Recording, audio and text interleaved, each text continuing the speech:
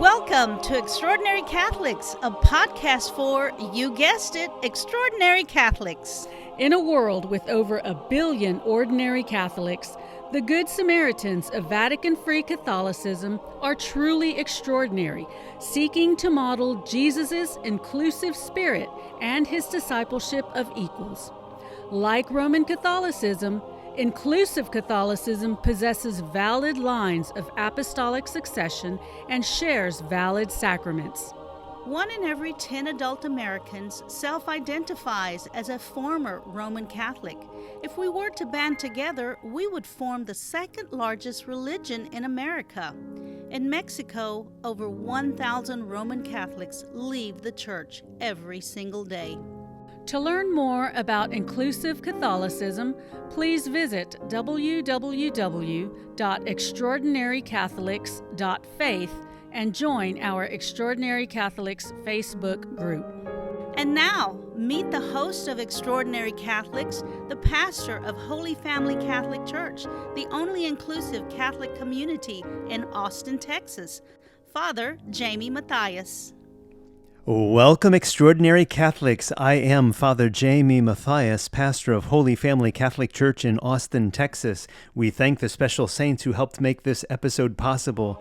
To Bishop Jerry Brohl of the Independent Roman Catholic Church in Wyandotte, Michigan, Bishop Kenny Von Fulmer of Solomon's Porch in Phoenix, Arizona, part of the Convergent Christian Communion, Bishop Theodore Feldman of the Sanctuary of Divine Providence in Birmingham, Alabama, Corey Hurt Montiel of Holy Family Catholic Church in Austin, Texas, Very Reverend Ben Jansen of the Congregation of the Servants Minor in San Diego, California, part of the Progressive Catholic Church International, Pete and Maureen Torriello of St. Francis of Assisi American National Catholic Church in Glen Ridge, New Jersey, the hosts of the Sonic Boomers podcast, Archbishop Alan Kemp of the Ascension Alliance in Gig Harbor, Washington, Rudy and Gloria Nieto of Holy Family Catholic Church in Austin, Texas, and Bishop Michael Scalzi of Tecumseh, the Old Catholic Church province of the United States in Palmyra, Pennsylvania.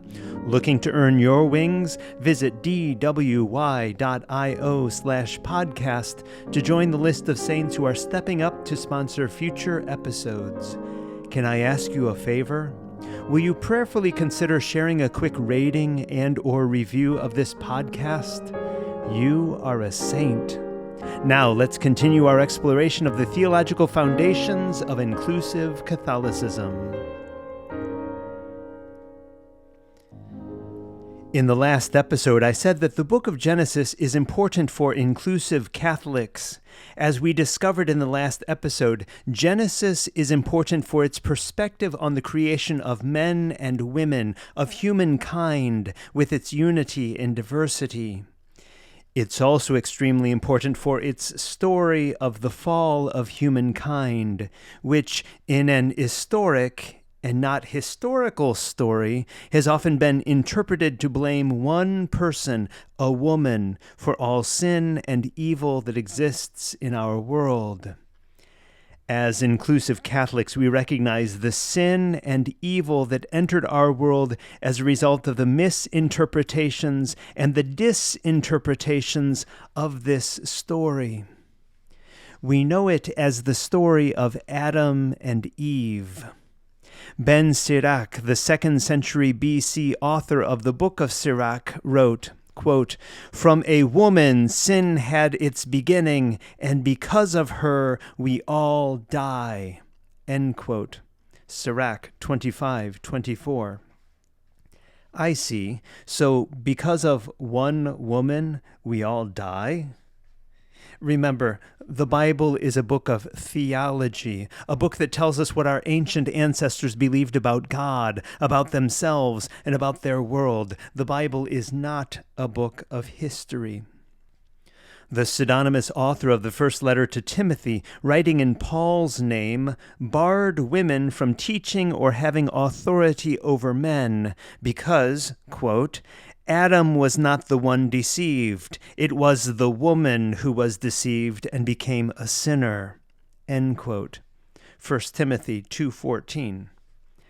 I see. So the man wasn't deceived and the man didn't eat the fruit?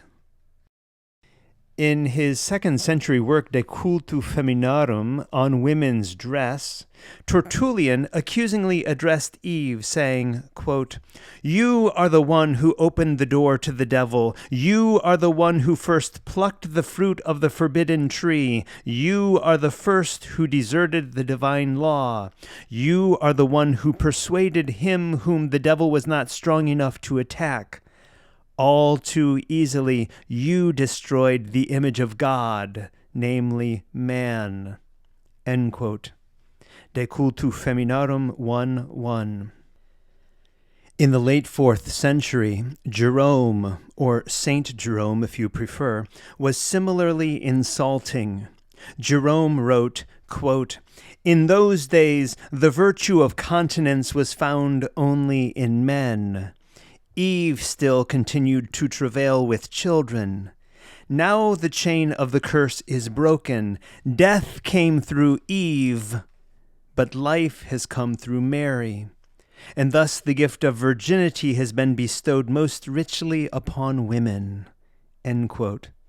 On Marriage and Virginity, 21.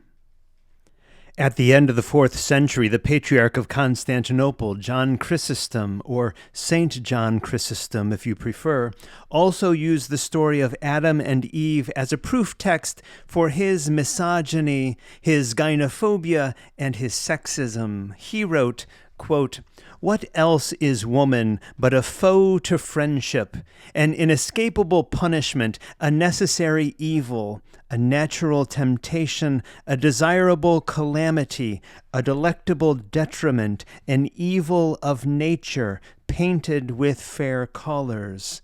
End quote. Come on, dude. John's Western contemporary, Ambrose of Milan, or Saint Ambrose if you prefer, was kinder, or was he? He wrote that Eve was, quote, "a helper for the purpose of generating human nature," end quote. And he concluded that, quote, "this then is the way in which a woman is a good helper of less importance," end quote. A good helper of less importance? I'm embarrassed to even repeat such words. Recall what we said in the last episode of the Hebrew word etzer and of God being Israel's help. Thomas Aquinas, or St. Thomas Aquinas if you prefer, similarly used this pericope of Adam and Eve as a proof text in the straw that he called his Summa Theologica. He wrote that women are misgotten males, defective by nature and born female for reasons ranging from maternal disposition to a moist south wind. For this misogynist, women are necessary for breeding, but, quote, "naturally of less strength and dignity than man," end quote. Sheesh.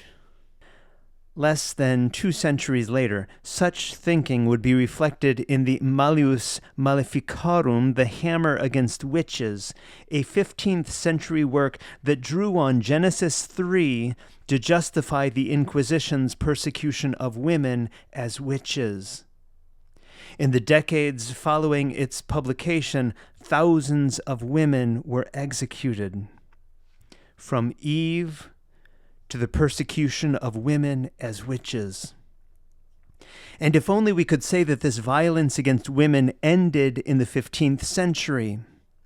In a 1989 editorial in the Washington Post, Dr. Pamela Milne, professor of Hebrew Bible at the University of Windsor in Ontario, observes that, quote, "the themes of inferiority, evil, and seductiveness continued to be emphasized in the writings of Luther, Calvin, and Knox, and remain disturbingly prominent in the 20th century, in places as diverse as papal encyclicals and TV fundamentalist preaching," end quote. To be clear, misogyny, gynophobia, and sexism sadly persist in the world and in the church today. Dr. Milne continues, The story of Eve in the book of Genesis has had a more profoundly negative impact on women throughout history than any other biblical story. Early Christian writers depicted Eve as subordinate and inferior to Adam because she was created after and from him, and as weak, seductive, and evil, the cause of Adam's disobedience. She was also held up as the paradigm for the evil inherent in all women, except, of course, for Mary, the mother of Jesus, who later became the paradigm for idealized womanhood. These concepts formed the basis for later deprecatory patriarchal Christian theologies of women." End quote. So let's explore the story of the fall in Genesis 3. Can we begin by agreeing that the Hebrew scriptures were not written in English? In the seminary, I had a friend, Scott, who liked to say in a great Southern accent, "If English was good enough for Jesus, it's good enough for me." Yes, we have translated Jesus' words to English, but Jesus, or Yeshua in his language, did not speak English. In fact, English hadn't been invented yet.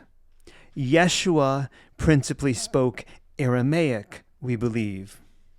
And those who read the scriptures in Yeshua's time typically did so either in Hebrew, the language in which many of the books were written, hence the name the Hebrew Scriptures, or in Greek, the language to which those books were being translated since the 3rd century BC. So unless you're reading the Hebrew Scriptures in Hebrew, you're reading a translation. And anyone who knows more than one language knows that there are various ways of translating different words and phrases. And there are errors that occur in translation. The Italian phrase, traduttore, traditore, the translator is a traitor, notes how translators, in their very task of translating, betray the original meaning of the messages they attempt to translate. So the book of Genesis was written in ancient Hebrew. As a result, the names of the purported first couple were not Adam and Eve, their names in English. In Hebrew, they were Adam and Ḥavvā. Ḥavvā was translated to Latin as Eva and subsequently to English as Eve. But what was her name in Hebrew? Ḥavvā. That's the word you see in Hebrew and in its English transliteration in the title of this episode. You recall that Ḥavvā was the female who resulted from the split of the first earth creature, the gynandromorph, or the androgynous, Adam. The ahistorical story in Genesis 3 begins with a serpent, the personification of evil. The serpent approaches Ḥavvā, and not Adam, the man that resulted from the split. And as a result, the Christian tradition has tended to blame a woman or women for sin and evil, two reifications whose existence have yet to be verified by science. We recognize, of course, that no serpent has been found to possess vocal cords or to speak any human language, so this story clearly possesses mythic elements. We do well to ask why the serpent approached Ḥavvā and not Adam. Was it because, as Rabbi Rashi suggested, that women are more, quote, easily influenced and know how to influence their husbands, end quote? Or, as Rabbi Sforno suggested, was it due to women's, quote, weak intellect, end quote? In her work, In the Image of God, a feminist commentary on the Torah, Judith Antonelli, an associate editor of the Jewish Advocate, is not shy in advancing the opposite. The serpent approached the woman, Ḥavvā, due to her higher spiritual nature and her greater closeness to God. Recall Antonelli's arguments in the last episode in favor of the superiority of women based on Genesis 2-3 and on human biology. Antonelli says, think of it this way. The serpent went right to the top. The serpent didn't approach the waiter. The serpent asked for the manager. Or, better said, the serpent went straight to the CEO of the company. Consider this. The name Ḥavvā is comprised of 3 Hebrew letters, Chet, Vav, and He. The Chet is like the CH in Hanukkah. The Chwa and the He, which might be transliterated as V and an H, are the last 2 characters for the name of God, the VH in the tetragrammatons YHVH, the unspeakable name for Yahweh, that in Jewish tradition is never to be written out in full or pronounced as written. The word that was translated in the Septuagint as kurios, meaning Lord, and is often written in the scriptures as Lord in all caps. Eve, Ḥavvā, and God, Yahweh, end with the same 2 Hebrew characters, indicating the level of godliness in woman that is not found in man.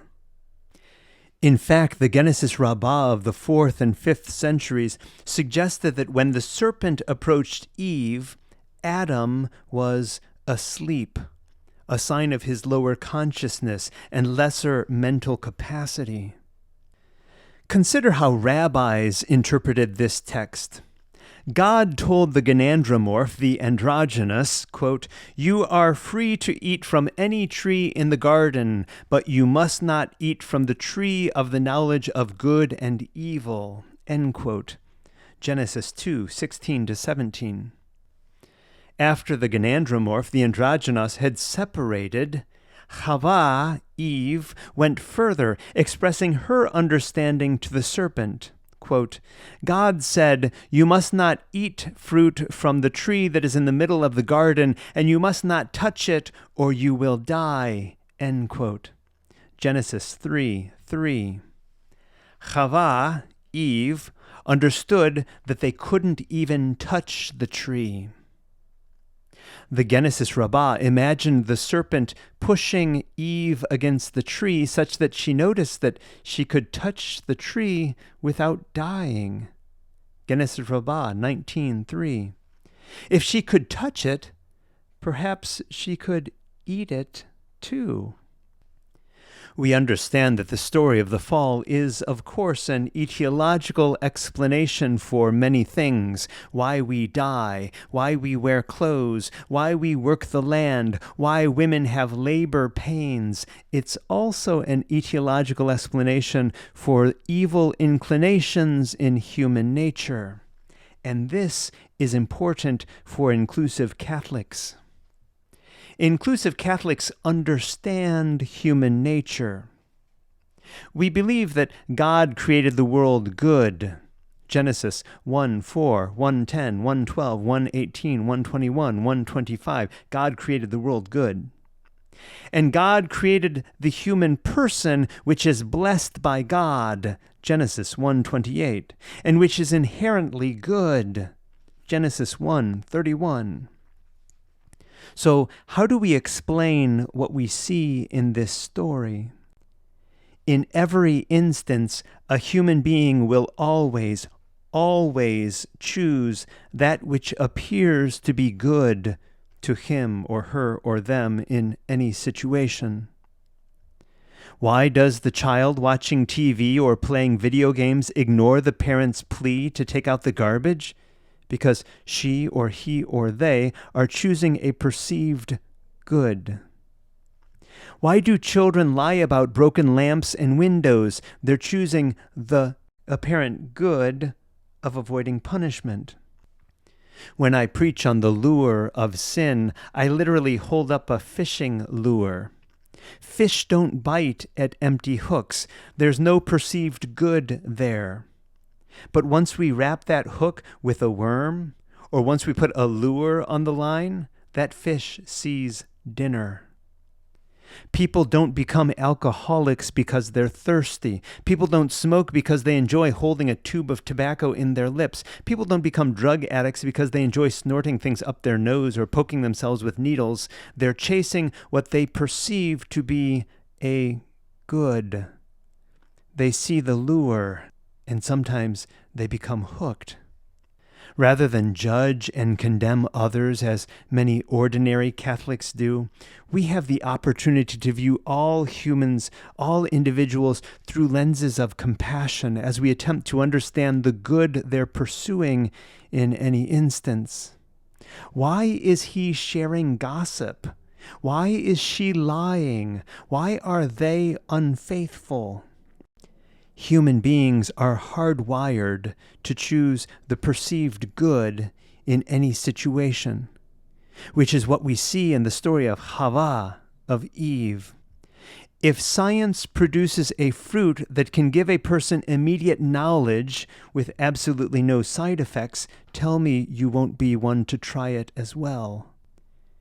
In every instance, you always choose what you perceive to be good. And if you don't eat that fruit, it's because you perceive it to be a higher good not to eat that fruit. Human beings always choose what they believe to be good. One of the things that makes us extraordinary Catholics is that we don't blame or judge or condemn others for their humanness. We aren't like Adam, shifting the blame and pointing our fingers to everyone else but ourselves, first to Eve, then to God. Instead, we are compassionate, and we try to understand the reasons for which people say and do the things they say and do, which in the moment they perceived as an apparent good. Christianity has painted Eve as a temptress, as seducing Adam into eating the fruit. But read the text. Quote, "She also gave some to her husband who was with her, and he ate it." End quote. Genesis 3:6. Note that though the serpent lied to Eve, Eve did not lie to Adam. In fact, it's pointed out in many translations that the words "was with her" has been omitted in order to shift the blame to Ḥavvā, to Eve. Antonelli says, quote, "Eve shared with him and like any man, when a plate of food is placed before him, he unquestioningly ate it." End quote. Notice that up to this point in Genesis 3, the newly created couple is referred to as, quote, "the woman and her husband," end quote, Genesis 3:6, indicating Eve's primacy. After the forbidden fruit, which was first referred to as an apple in John Milton's 1667 work Paradise Lost, but is regarded by Jews to be a citron, a grape, or a fig, the couple after that fruit became known in subsequent verses as, quote, "the man and his wife," end quote, Genesis 3:8. From "the woman and her husband" to "the man and his wife." Various voices within feminist liberation theology point out that a true sign of the dawning of the Messianic era will be when male-female relations are restored, from "the man and his wife," which characterizes much of our world today, to "the woman and her husband," which characterized paradise before the fall. So is there any way that we might save Ḥavvā, Eve, and her stained reputation? In the Yale Journal of Law and Feminism, Sally Frank, a Jewish feminist lawyer, argues that Eve was right to eat the fruit. She notes the traditional depiction of Eve as the prototypical woman who was ignorant and easily duped by a wily serpent, and who in turn seduced her husband, thus bringing on the fall of humanity. Sally Frank writes, quote, "Men in Western culture have used this story for millennia to explain and justify the subservient position of females in society. They have claimed that women, like Eve, are easily duped into committing wrongful acts and should therefore be under tight control of their husbands or fathers. Eve is the source and symbol of many of the negative traits assigned to women. The story of Eve has been used to justify the punishment of women throughout history. Given an opportunity to stand before a tribunal herself, it seems unlikely that Eve would be able to escape punishment. End quote. Sally Frank imagines Eve coming to a lawyer's office seeking vindication after 5,756 years of vilification. Why would Eve think that there is any hope in relieving her of guilt? Because of the vindication of Lilith. Lilith was the name that rabbis assigned to the woman in the priestly creation story in Genesis 1. God created them male and female. Because this priestly account in Genesis 1 comes before the creation of Adam and Eve in Genesis 2, rabbis asserted that Lilith refused to be topped by Adam, or, if you prefer, that she refused to sleep beneath him or to accept any position of servitude or inequality. So Lilith left the Garden of Eden. In their midrash, rabbis suggested that this relationship between Adam and Lilith led Adam to say in Genesis 2:23, quote, "Now this one is bone of my bone," end quote, to suggest that Adam was with someone before Adam was with Ḥavvā. If you like a good soap opera, don't worry.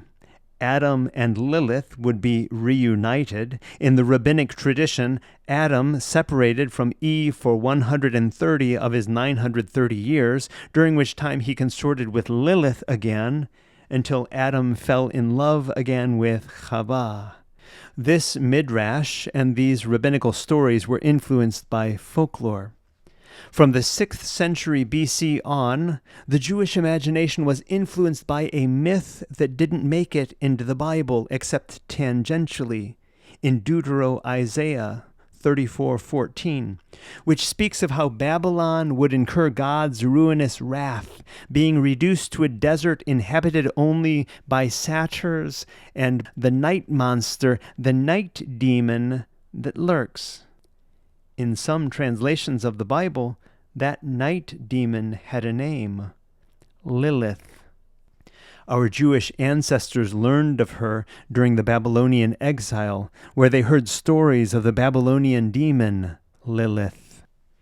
The Zohar Leviticus, written around 1280 as the foundation of the Kabbalah, describes Lilith as a, quote, hot, fiery female spirit, end quote, from the depth of the great abyss. Lilith appeared as Adam's first wife in Goethe's 1808 work, Faust. Listen to the dialogue. Faust, who's that there?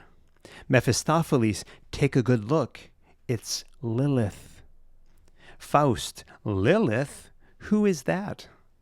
Mephistopheles, Adam's wife, his first. Beware of her.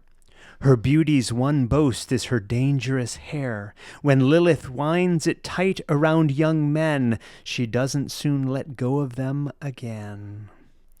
Conveniently, Lilith was the etiological explanation for male nocturnal emissions, wet dreams, and for men who died in their sleep. Follow me now. Sex Ed 101 tells us that the male human produces sperm from puberty until old age. Unlike women who experience menopause at an average age of 51, men continue to produce sperm, which is why the world record for the oldest father is currently held by a 96-year-old man. The male body must release this sperm, and it does so through ejaculation if a man is awake, or through nocturnal emissions, wet dreams, if a man is asleep. And so in an age before we understood the male body, nocturnal emissions were blamed on Lilith, who, dressed in her fine robes and with her beautiful hair, seduced men in their sleep.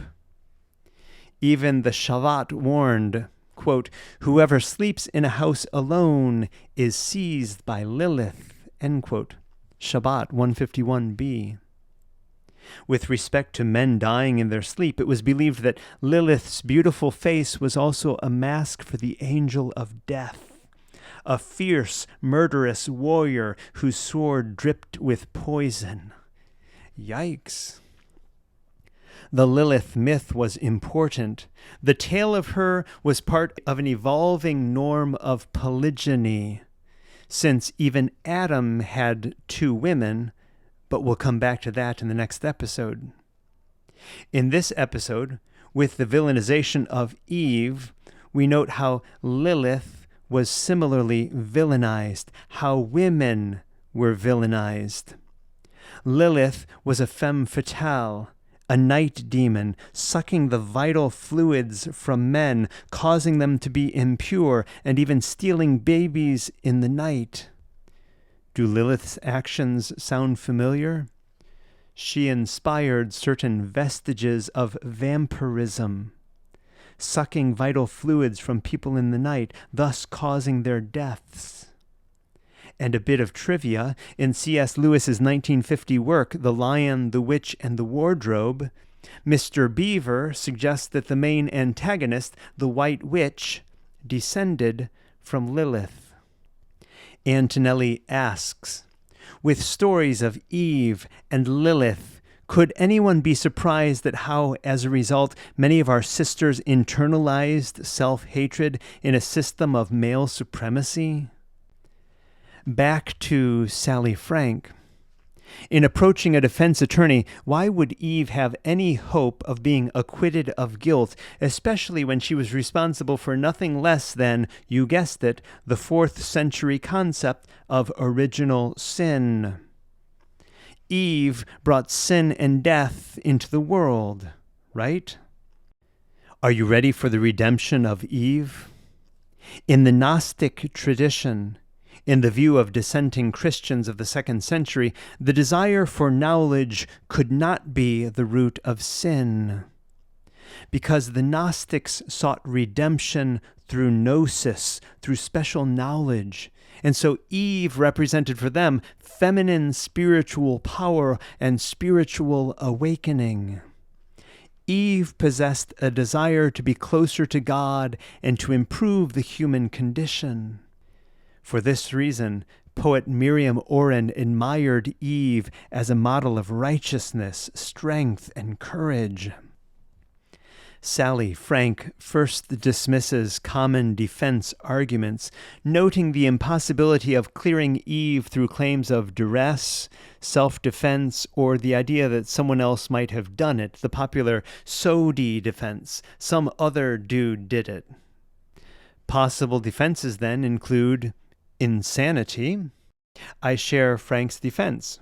Quote, "The prosecution has alleged, and we concede, that God ordered Adam and Eve not to eat the fruit from the tree of knowledge of right and good. We also concede that Eve, in fact, ate of the fruit of that tree despite God's command.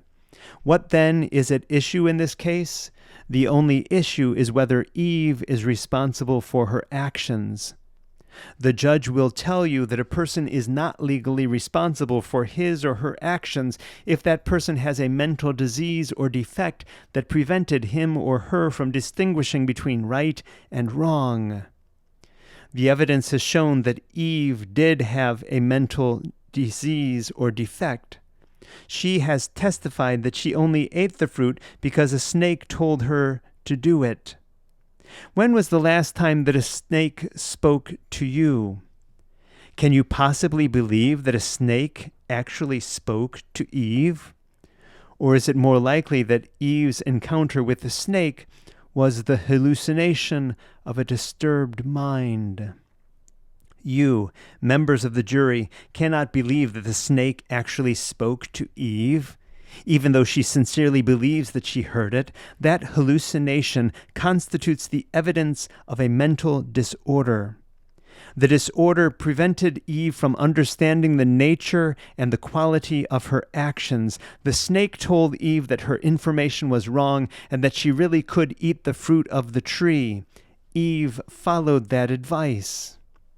We may never know what caused Eve to believe that a snake was speaking to her, but that hallucination is what caused her to violate the law. She cannot be held responsible for her actions when they were caused by a hallucination. End quote. What do you think of that defense? Sally Frank has a problem with it. Since the defense attorney in this case knows that the serpent really spoke with Eve in this story, also the claim of insanity does not vindicate Eve, right? What about the infancy defense? Young children can't be convicted guilty of serious crimes because they are incapable of fully understanding their actions or of determining right from wrong. The problem? Our stories assume that Adam and Eve were created as adults, not as infants. Sally Frank says that the defense, though, might go like this, quote, "The sole issue in dispute in this case is whether Eve, because of her youth and immaturity, was unable to distinguish right from wrong to such an extent that she should be acquitted of this charge.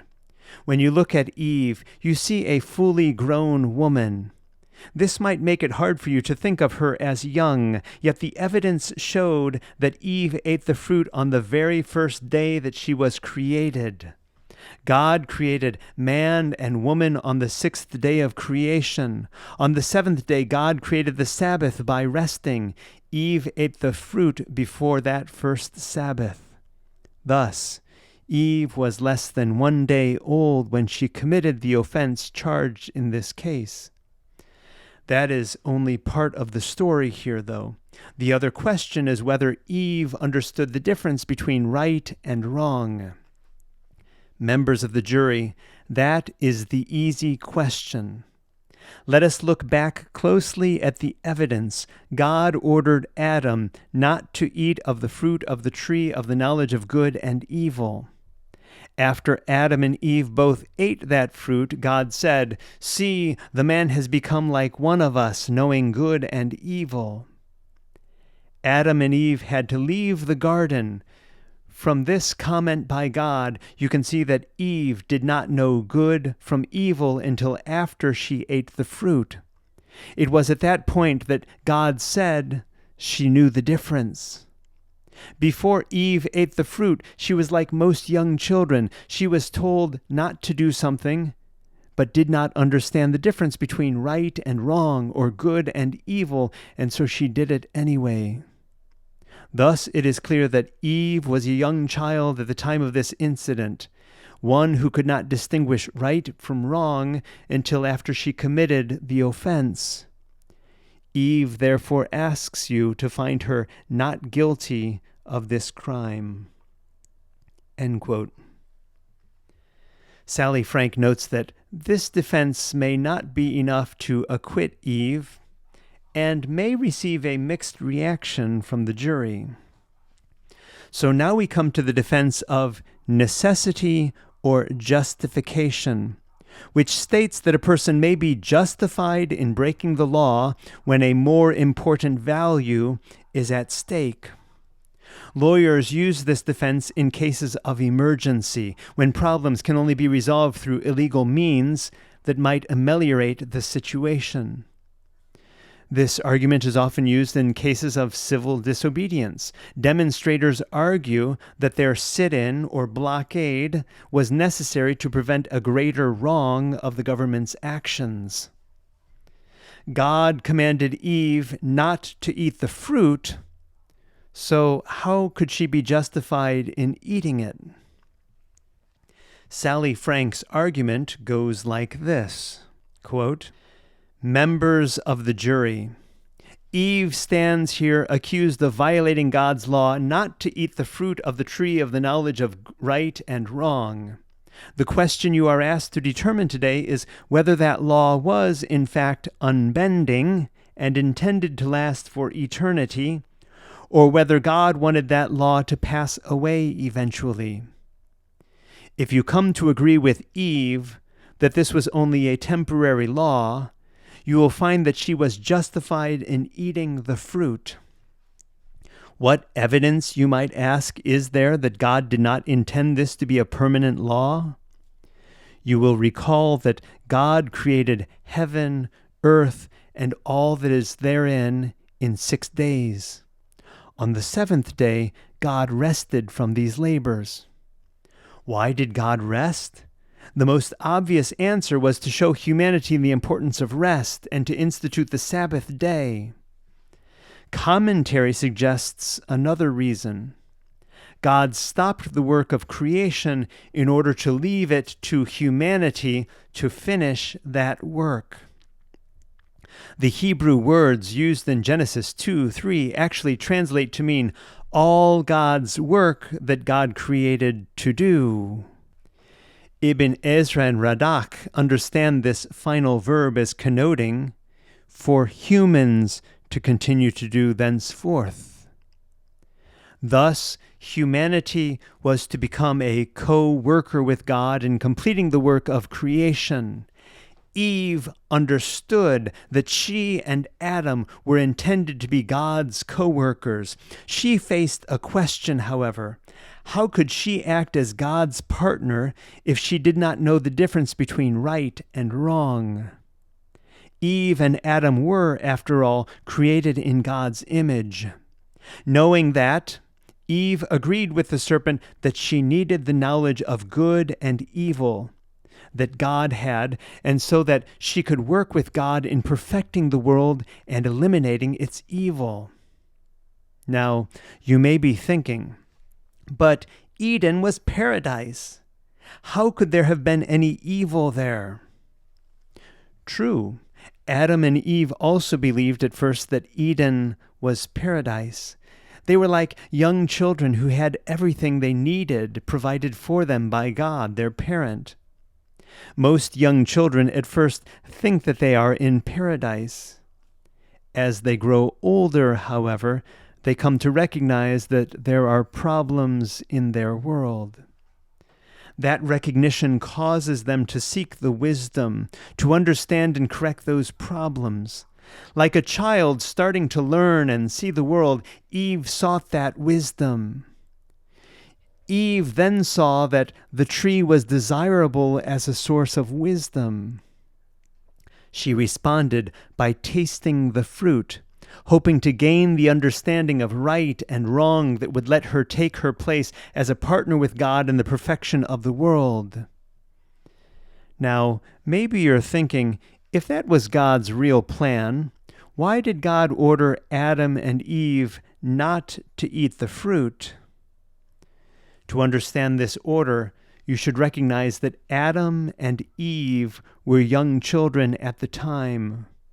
God was concerned that Adam and Eve could not handle the responsibility of knowing right from wrong at their young age.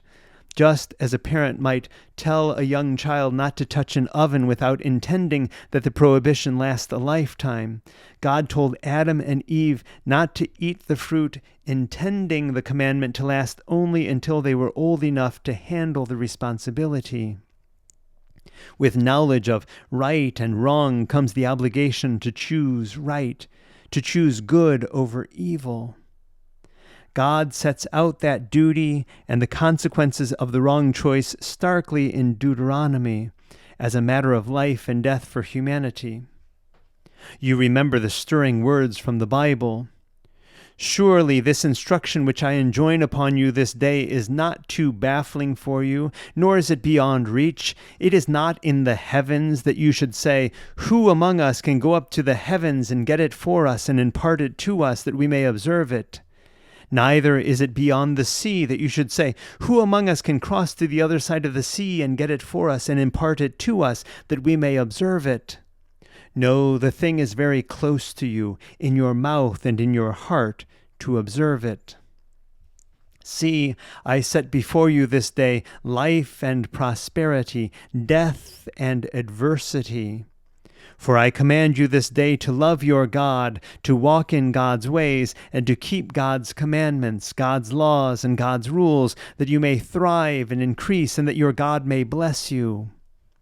I call heaven and earth to witness against you this day. I have put before you life and death, blessing and curse. Choose life, if you and your offspring would live, by loving God, heeding God's commands, and holding fast to God. For thereby you shall have life, and shall long endure upon the soil. Deuteronomy 30:11-18. Sally Frank continues her defense. God hoped that Adam and Eve would not eat the fruit until they were mature enough to be able to choose right over wrong, so that they might live and endure. Only then would God be able to determine whether they would use the knowledge to work with or against God. Eve knew that she was ready. In fact, the Bible relates no sins or criminal acts by Eve or Adam after they ate the fruit. Thus, Eve was correct in concluding that she could handle the obligations that come with the wisdom to distinguish right from wrong. If Eve was only following God's ultimate will to be a co-worker in the ongoing job of completing and perfecting creation, why did God punish her? To answer this question, we need to look closely at God's responses to the serpent and to Adam and Eve. In so doing, it becomes clear that God did not, in fact, punish Eve. Rather, God enunciated what would happen to her regardless of her actions. You may ask, why was the serpent cursed if he only persuaded Eve to do what God wanted her to do eventually? The serpent was punished because of his motives. He did not act to enable Adam and Eve to be God's co-creators in completing creation. He acted out of jealousy toward Adam and slandered God when he approached Eve. He wanted to harm Adam and tried to reach Adam through Eve. For that, he was cursed. Now let us turn to Eve's alleged punishment. God first told Eve that she would have pain in childbirth. As the first woman, Eve was destined to be the mother of all humanity. In fact, this is implied by her Hebrew name, Ḥavvā, related to Cha, which means life. Also, God's first command to humanity was, "Be fruitful and increase." Thus, human sexuality and the procreation that can result from it are a blessed gift from God woven into the fabric of life. Eve's body was formed in such a way that she would be the one to give birth. God only told her what would naturally occur during birth, namely pain. If God wasn't really punishing Eve, why did God say, "Your urge shall be for your husband, and he will rule over you"? Men saw this story as an excuse to rule over women, and they took it.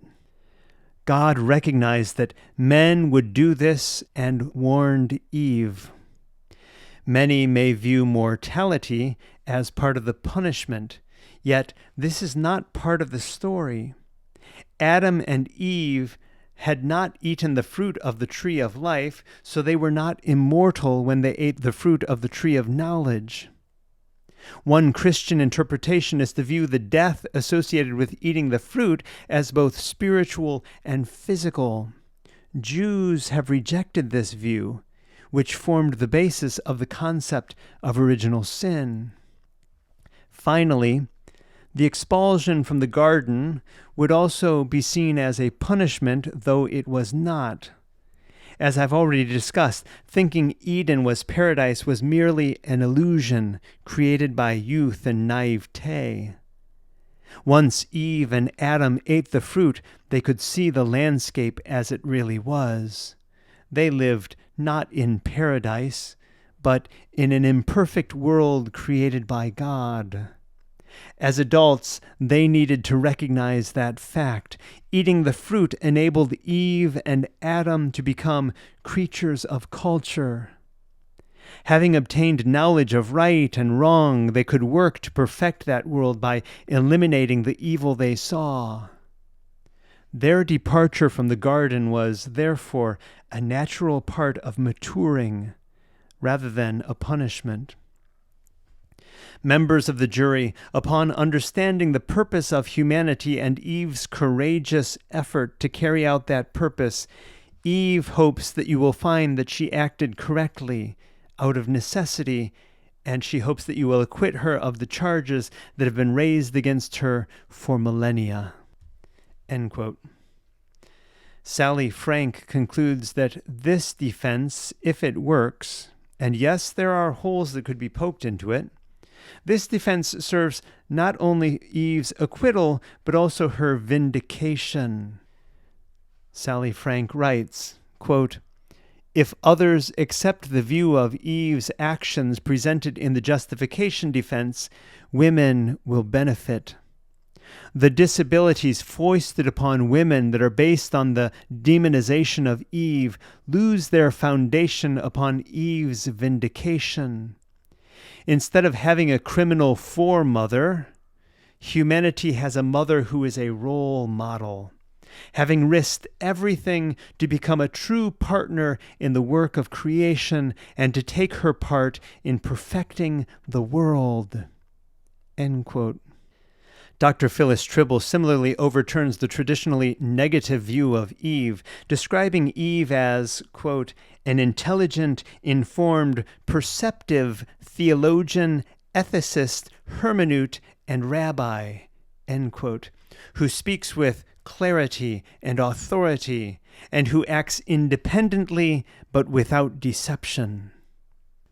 Finally, we need to address that mistaken notion that as a result of the purported fall, men will rule over women.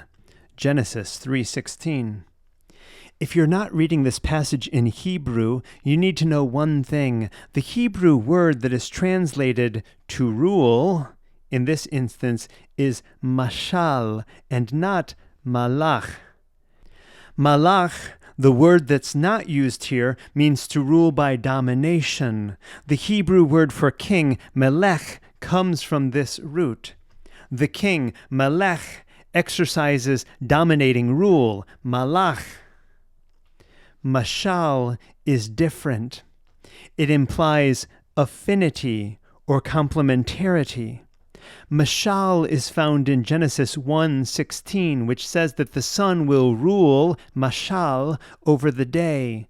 This doesn't mean that the sun has dominance over the day, that the sun will rule the day like a king ordering around his subjects. It means that the sun and the day are complementary qualities. They go together. They have an affinity for one another. Genesis 1:16 also says that the moon will rule, mashal, over the night. This doesn't mean that the moon has dominance over the night, that the moon will rule the night like a queen ordering around her subjects. It means that the moon and the night are complementary qualities. They go together. They have an affinity for one another. In the ancient cosmology, each planet ruled, mashal, over a constellation. They went together. There is no suggestion of domination in any of these instances of mashal, which is often translated as rule. Genesis 3:16 might just as easily have been translated, "Your desire will be for your husband, your complementary quality, with whom you share an affinity." This complementarity was expressed by 4th and 5th century rabbis in their midrash on this text. They said, quote, "The woman desires her husband like the rain desires the earth, like God desires God's people," end quote. Genesis Rabbah 20:7. There is no domination in these images, so guys, if you're seeking to dominate women, stop already. Love and relationship are not a hunt, a chase, a conquest. And the Genesis creation story attempts to lift us to a higher plane. This interpretation is in line with the harmony presented in the creation story of Genesis 1. I conclude.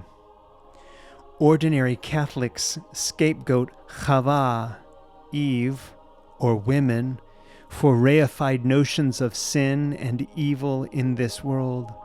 Ordinary Catholics use proof texts from the Hebrew Scriptures to exclude and marginalize others and to justify their misogyny, their gynophobia, and male superiority. Let's not be ordinary Catholics. Let's be extraordinary Catholics.